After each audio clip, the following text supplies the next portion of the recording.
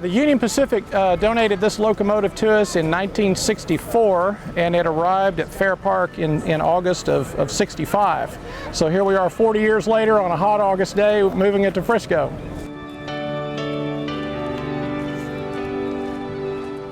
Well, at 1,200,000 pounds, you're pretty careful and you're pretty respectful of what you're moving, even at very slow speeds. We were speed restricted coming up here to 10 miles an hour. I have to say, it's a real testament to how we used to build things, you know, in the day of railroads. This was built in '42, and it behaved every bit as good as it did when it was built. We had no mechanical issues with it whatsoever. It hasn't been out on a mainline railroad in 48 years.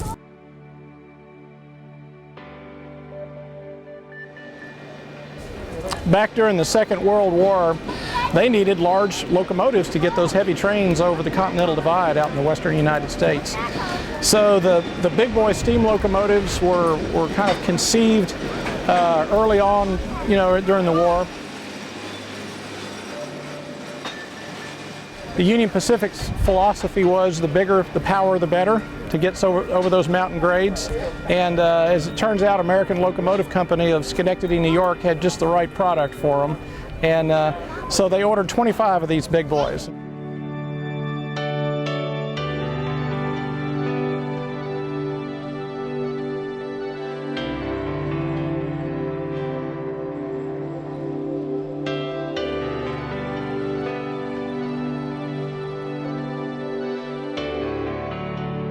You know, they were very successful locomotives too. They weren't really oddballs or anything. I mean, they really got out there and did a great job, you know, from about 41 until 1957. They ran, you know, during all the post-war years when all the rapid growth after the Second World War and helped fuel the economy. So they had a long career, and they could pull about 100 to 125 cars over the Continental Divide, over what was called Sherman Hill out in Wyoming.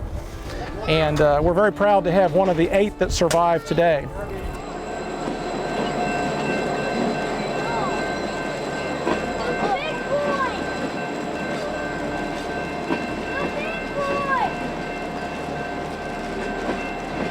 We have a big educational component with the schools, and obviously cultural tourism is important for Frisco and North Texas, and I think we've created that market today, you know, and helped solidify our brand.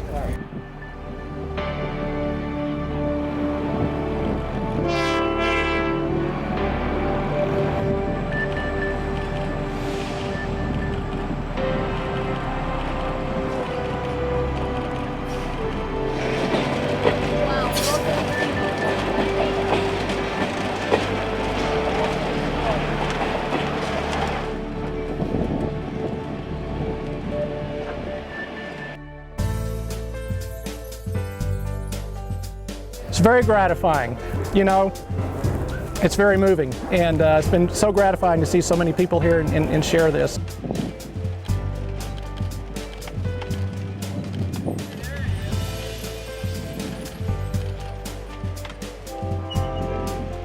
See, we've had a huge demand to see the cab of Big Boy and get up and close to it, so we'll do an open house probably in late September, and we'll invite everybody to come and actually go in the cab of Big Boy.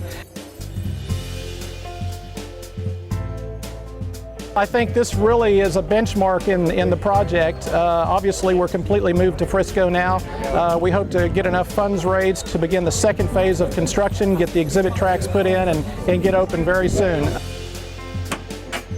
It's a keystone piece in our collection, obviously, because it's one of the superlatives in railroading, being the largest steam locomotive ever constructed.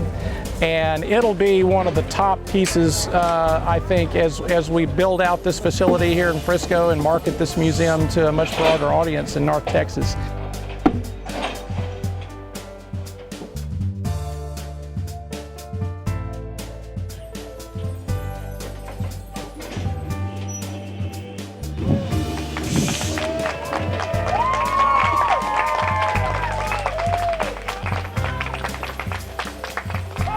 We will actually start doing a little bit more design and hopefully start grading and getting ready for the next level of track work to be done.